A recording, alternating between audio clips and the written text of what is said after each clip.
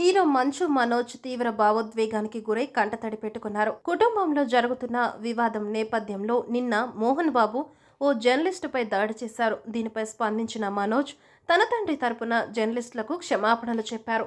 ఇలాంటి రోజు వస్తుందని తాను ఎన్నడూ ఊహించలేదని మంచు మనోజ్ చెప్పారు.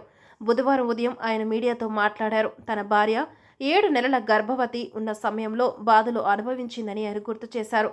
గత కొన్ని రోజులుగా జరుగుతున్న పరిణామాలను గుర్తు చేసుకుంటూ ఆయన కన్నీళ్లు పెట్టుకున్నారు. తన బంధువులపై దాడి చేశారని ఆయన తన కుటుంబ సభ్యులపై ఆరోపణలు చేశారు.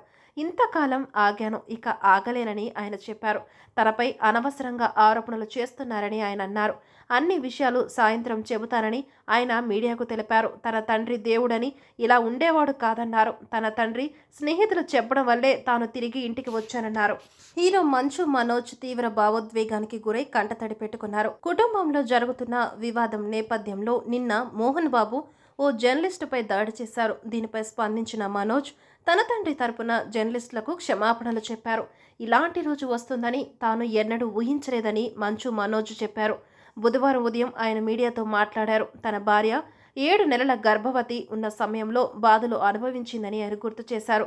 గత కొన్ని రోజులుగా జరుగుతున్న పరిణామాలను గుర్తు చేసుకుంటూ ఆయన కన్నీళ్లు పెట్టుకున్నారు. తన బంధువులపై దాడి చేశారని ఆయన తన కుటుంబ సభ్యులపై ఆరోపణలు చేశారు. ఇంతకాలం ఆగాను, ఇక ఆగలేనని ఆయన చెప్పారు. తనపై అనవసరంగా ఆరోపణలు చేస్తున్నారని ఆయన అన్నారు.